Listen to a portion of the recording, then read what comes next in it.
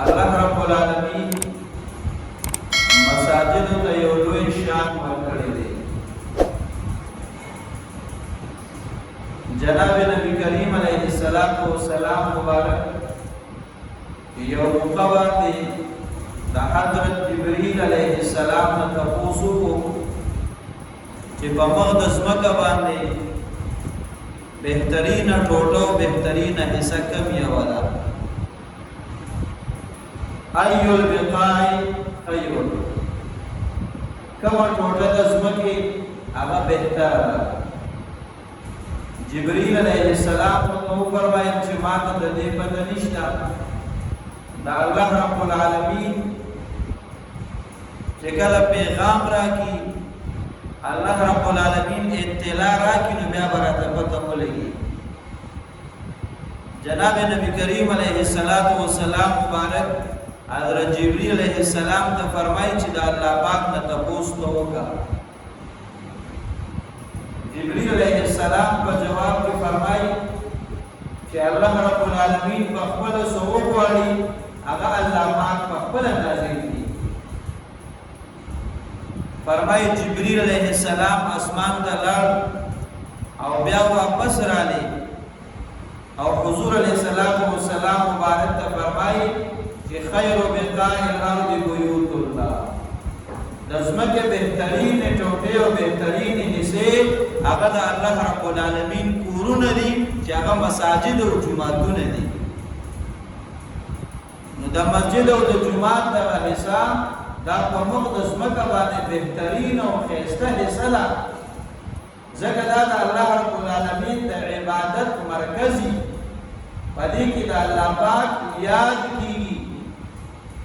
او دغه وجه ده چې د الله رب العالمین د دې کور سره د چا زړه لګېدلی، دغه څه حیثیت دی، هغه له الله رب العالمین څه ورکوي. جناب نبی کریم علیه السلام مبارک فرمایي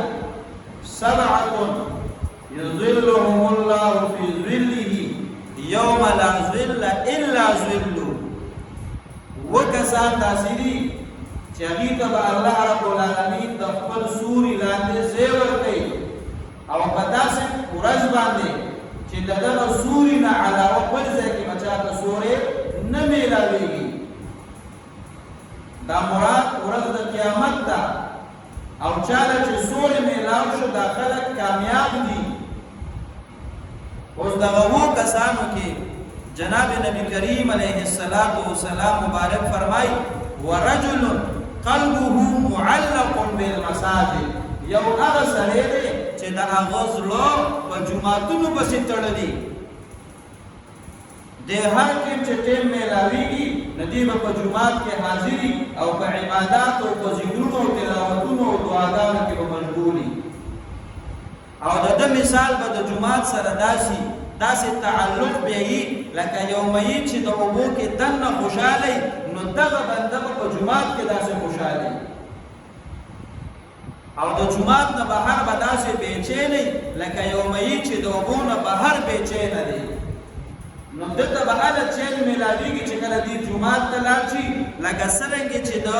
اوبو نه بهر مایې هله په چین شي چې کله ده په اوبو کې واچوي.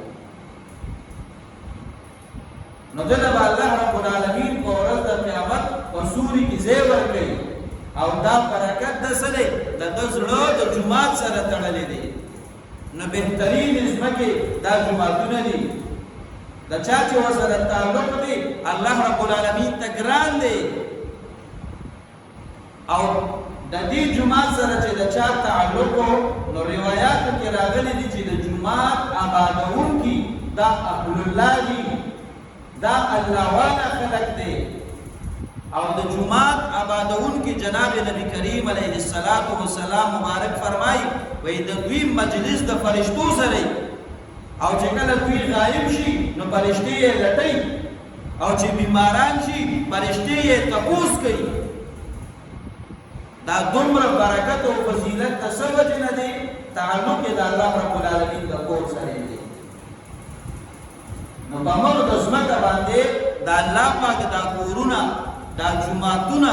بهترین او کل زینم دی با برکت او باعث فضیلتم دی او دا د عبادت او مرکزونه دی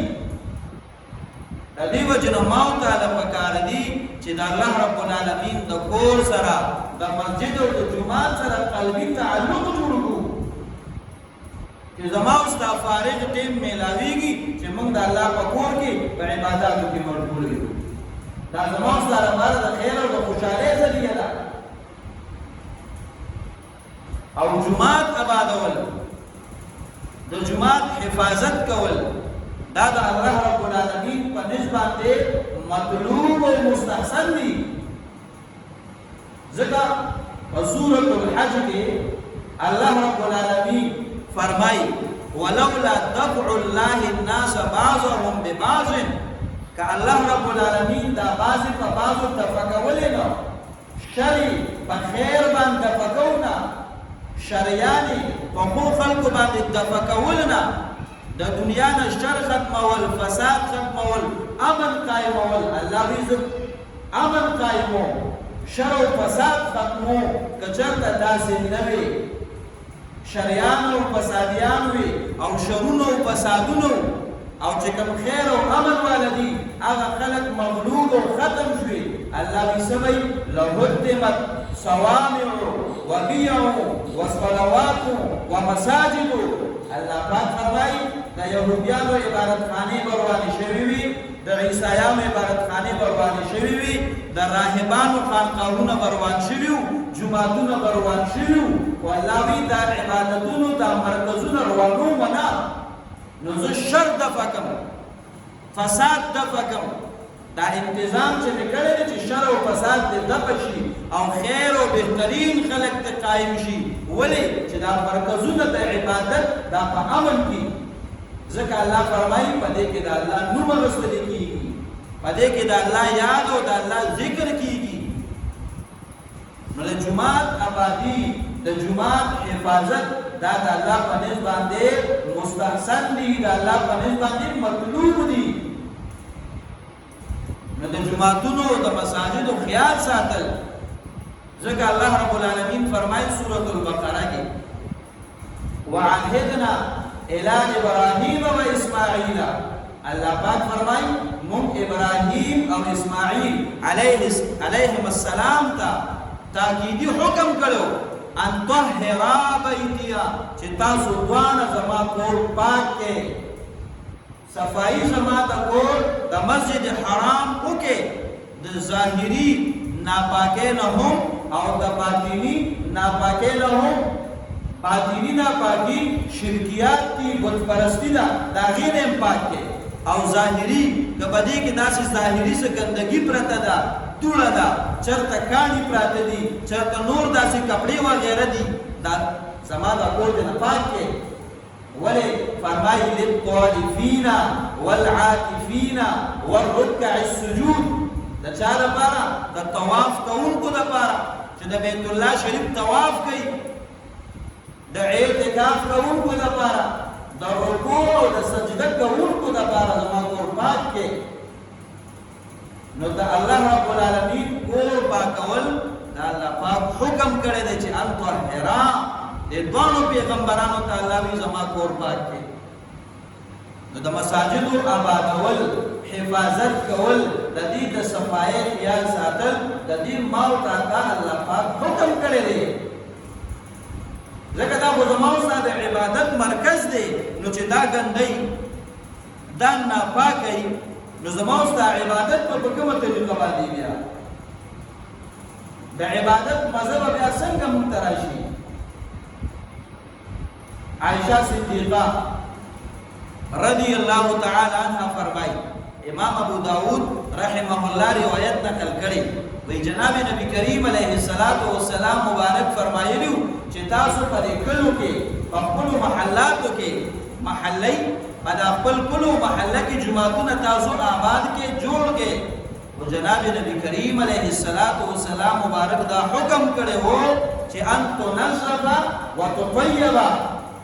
جمعتونو کو جوړ کې او ګورې د جمعتونو د صفای خیال بساته او د دې سره بعد جمعتونو د خوشبو کولو خیال ساته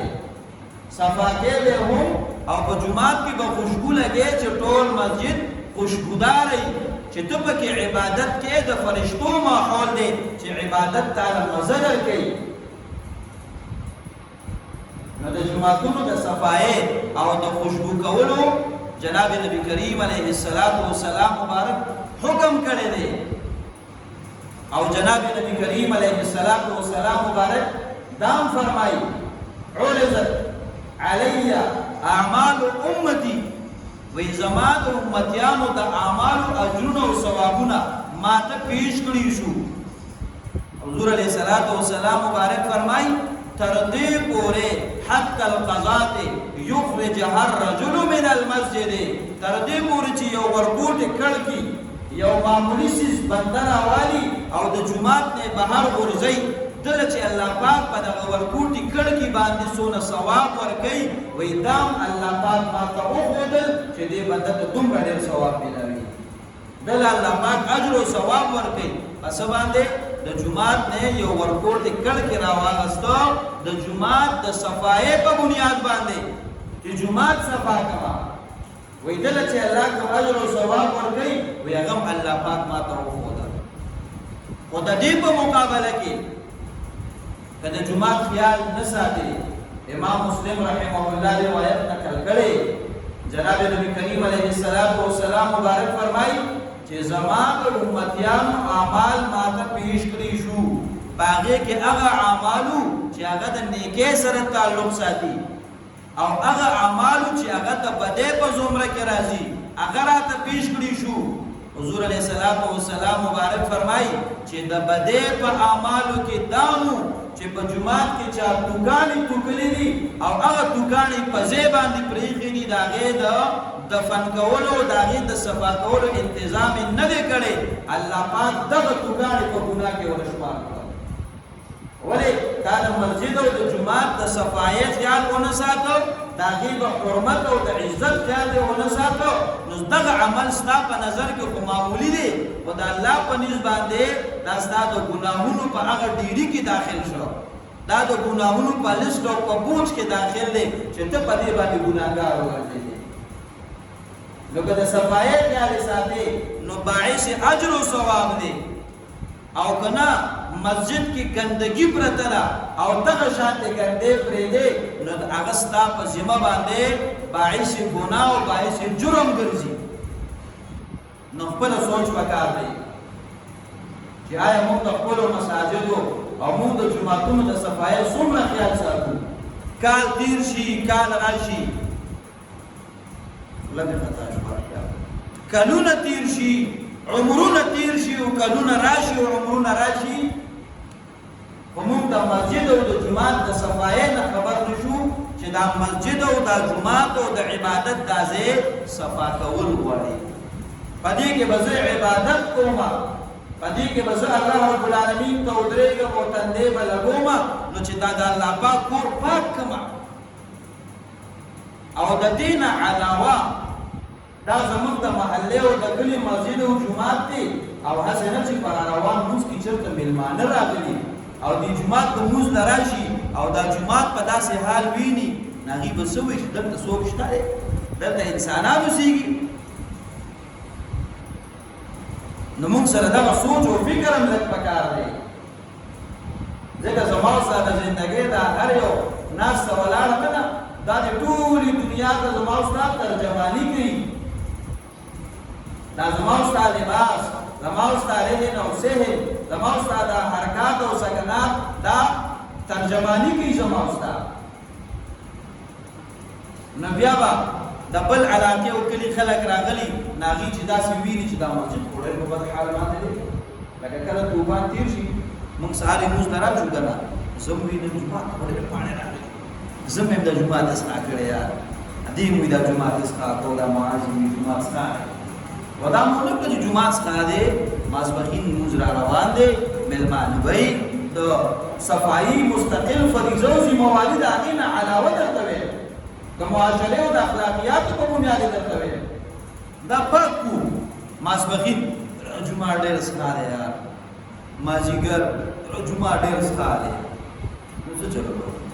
مونږ یې نه مونږ وړاندې نه یو مونږ نه چې ښکاري نه جومات ګنده شوی دی پاڼې ګوړې پکې دي ویپر پروت دی او موټر لګي اوس الحمدلله چې شي شته دی ویې لګوه او کار دا جومات وینځه دا ښکلې خبره ده چې زباني جماعت باندې به کار نه کېږي نو دا مساجد دا د الله کورونه دي د دې د صفایي خیال ساتل ابو هريره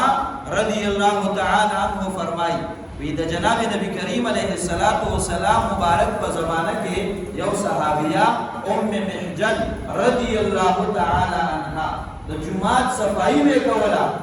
په جمعات کې بس پراتو نو چې مرال جمعات خالی دی بس هغه ټول ارزه به راټول جمعات په پاک کو حضور علیه السلام مبارک یو موقع باندې دغه زنانه اونموندله د صفایي د لپاره څوک نه دی راغلی حضور علیه السلام مبارک فرمایي هغه زنانه چې صفایي وکوله هغه څه شوه صحابه کرام ورته فرمایي حضرت هغه وفات شوې ده جناب نبی کریم علیه السلام مبارک ورته فرمایي تاسو ما ته پیغام ولې نه رالېږو زه به د هغې جنازې ته راتلم هغې وی حضرت د شپې جنازه وه موږ تاسو له تکلیف نه درکړو حضور علیه السلام مبارک می قبر کم ځای کې دی قبر ورته وښودو صحابه کرام ځان سره بوتلو او د ام محجن رضی الله عنها په قبر جنازه وکړه د هغې په قبر جنازه وکړه او بعضې روایاتو کې راغلی دي چې دغه ام محجن رضی الله عنها ته الله پاک دا کوم فضیلت ورکړ چې د الله پیغمبر د هغې د جنازې دپاره د هغې قبر ته لاړه ورته په قبر یې وله جنازه وکړه هغې ته دا فضیلت میلاو شوي په څه دی حضور علیه السلام مبارک د صحابه کرامو تپوس وکړو جناب نبی کریم علیه السلام مبارک ورته وفرمایل د جومات په صفایۍ باندې د مسجد د صفایۍ او د جارو کولو خیال ساتلی دی دی ته دا دونه فضیلت ځکه میلاو شوي دی دا دومره عزت ورته ځکه میلاو شوی دی د جمعات صفائی دا ماو تاته عزت راکړي دا باعث اجر او ثواب ګرځي ونن سبا ماو تاته د مسلمانانو په معاشره کې په دې باندې ځان بدل کړي چې ما به جارو راغستی او زه به دا جارو کوم ما به پر راغستی او زه به جمعات پر کوم ولې موږ ته په دې کې مزه نه میلاویږي موږ ته سرور نه میلاویږي موږ ته دا خپل کار نه ښکاري دا خو د الله رب العالمین نوکري ده دا خو د الله پاک په کور کې ته لګی خادمې ته د الله پاک نوکري دا خو د خوشحالۍ او د فخر خبره ده خلیل احمد سهارنپوري رحمت الله علیه بذل المجهود شرح ابو داود شریف کې نقل کوي وی جناب نبی کریم علیه السلام مبارک با بذات خود د کجوري یو څنګه به راغسته وا او جمعات په صفاتو په جمعات کې کم ریګ دي او کم د جمعات کې کان پراته دي هغه به پر لپسې د جمعات نو ویشتلو جمعات ته پات دا الله پیغمبر په خپل موت ته خای چې د مسجد د صفای خیال ساتل کاغه جارو کول دي او کاغه وینځل دي الله پیغمبر په خپل کوي بیا زما استاد لپاره پکار نه چې زمونږ استاد او پیغمبر د دوانو جهانو سردار په خپل د کجوري څنګه راغسته د جمعات پاکي نو په پته لګي چې دا عمل دا د خیر او د برکت دی دا د عزتونو دی صحابه کرام ګوره د مسجد په صفایه کې د الله پیغمبر ورسره خپل حصہ ده او د مسجد په آبادی کې جناب نبی کریم علیه السلام مبارک ورستو نو دا د مسجد کودای کیږي او دا چې دینو باندې راوړل شو او دای چت جوړول کیږي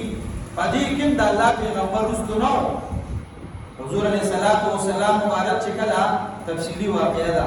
مختصره ده د مسجد نبوي تعمیر کو او صحابه کرامو ګټه راچلولې د بنیاد لپاره د الله پیغمبر په خپل لګیا دي خاور نه خاور وروړي که ګټه پکار ده ګټه وروړي د جمعات آبادی د جمعات صفائی په جمعات کې خوشبو لګول دا موت شریعت خودلی چې دا کوا عبد الله ابن زبیر رضی الله تعالی عنهما د بیت الله شریف تعمیر وکړو. د تعمیر نه چې کله فارغ شو نو مشکل راوستل او دا غیر یو قسم خطه تیار کړه او ټول بیت الله شریف په هغه باندې لیو کو چې دا موږ تعمیر وکړو چې اوس خوشبو په ولګو چې د ټول بیت الله شریف نه خوشبوزي. دومره اهتمام وکړو. عمر فاروق رضی الله تعالی عنہ چې کله په منبر باندې تشریف فرما شو، عبد الله بن عمر رضی الله عنهما به عود راغستو او هغه به پسکروټ او هغه لوغه کېدلیو او ټول مسجد کې به هغه ولګو او مسجد به معطر او خوشبودار وګرځیدا. وګوره دا الله پاک او د الله پیغمبر مونږ ته دا ویلي دي، دا حکم یې کړی دی. صحابه کرام مونږ ته په عمل سره ښودلې ده چې د مسجد آبادول، د صفایۍ خیال ساتل، د معطر کولو، د خوشبویۍ خیال ساتل دا څنګه وي، نو ما ورته په خپل عمل سره وښودله. دا مساجد دا د عباداتو په بنیاد باندې دي. ګوره څومره چې مسجد پاکي دونه عبادت مزه کوي. ګوره یو بنده کپړې د جمعې لمونځ ته هر یو بنده کوشش دا کوي چې زه پاکې جامې واچوم. دا پاکې جامې چې کله بنده اچولي او دی په دې لمونځ باندې ولاړي نو ځان ورته داسې بدل نه ښکاري. د پاکو په ځای چې د لا نه وي اچولي سړی داسې سینې هم رایشتي او دا لاسونه هم داسې کړي، دا نه وایي چې دا تکبر دی، دا دته یو مزه میلاویږي. او بیا چې د لا نوي څادر او نوي ټوپۍ نو ځان دې داسې پور کړي مزېدار او خوشبو دې لګولي نو څونه مزه کوي. او چې راشي جومات ته او تا پاکې جامې اچولي په فرش باندې داسې انچې دوړه پرته وي نو سړی داسې وګوري راوګوري نو بیا ځان له د لمونځ ځای نه ګوري، بیا ګوري چې په کوم وروځمه دا لمونځ به خیر د کور کې وکړم. ولې هغه وایي ما پاکې جامې د عبادت ته راغلی ما ټول جومات څکالی. او دا د پاک لباس سره سره چې جومات ته مکمل پاکي، که کارپېټ دی هغه پاکي، که ماربل دی هغه پاک انځلي شوي او بنده په هغې باندې بیا په ښکلې طریقه ودرېږي او تندې ولګي، څونه مزه کوي، څونه خوند کوي. دا زموږ د عبادتونو مرکزونه دي. نو کوشش دا پکار دی چې موږ هر یو تن بس جومات کې دا د بل په تمه کېږو نه چې بس څه مو د وسه کېږو به د جومات صفایي کوو. ټیم میلاویږي به جومات صفا کوه، دا به په دې 100,000 کاله کې څوک دا ونه وایي چې دا جومات کې ولې پاک کړی، داسې به څوک ووایي چې دا دې ولې پاک کړی. هر سړی به درته دعا کوي چې خدای دې ورسره ښه وکړي. ټیم چې میلاویږي جومات صفا کوي، ټیم چې میلاویږي نو زموږ د عبادت مرکز یې موږ ته پاک کړي. او دې سره دا کوشش وکړو که په خپله بنده دا مشران سپینګیري شي او بیا د ګرځېدو ني نو به صفایانې څه وکړي او پر فرش باندې تګ راتګ او د راپرېوتو خطرې نو زامن دي دي راولېږه جومات پاک کړه، نوسې دي هغه ولېږه دوه دې ورشي جومات پاک کړې لکه د جمعې ورځ ده یا طوفان تېر شوي جومات پسکای یا د جمعې ورځ تېره شوې 2 ورځې پکې تېرې شوې جومات په 3 ورځو کې بیا دوړه پرېوځي ورته جومات پاک کړې. نو داسې موږ نه کوو، موږ پکار چې داسې وکړو. ځکه زموږ دا کول چې راتلل غټ شي که ته ورته چې ورشه بچي د موټر بټن ووهه نو هغه بیا بټن کوم ځای کې ده. نو کله موږ ماشوم ته بټن یاد وکړو چې دا بټن ووهه د ګریزر بټن والي، د ګریزر بټن دغه بټن والي. نو موږ وایو دا موټر ولې نه لګي، ما خو بټن والي ده. نو سات بعد پته ولګي چې تا خو اوبه ګرمې کړي دي، د موټر بټن خو تا نه ده والي، ولې تا ورته دا ښولې نه دي چې دا بټن د موټر ده بچي دا سره ډیکې هم ډکېږي، دا پیپ لګېدلی دی، په دې د جومات خلک راځي، د پکې و د لایټ بټن ورته نه معلومه، ولې دې خبر نه د جومات د صفایۍ نه د خیال ساتلو نه.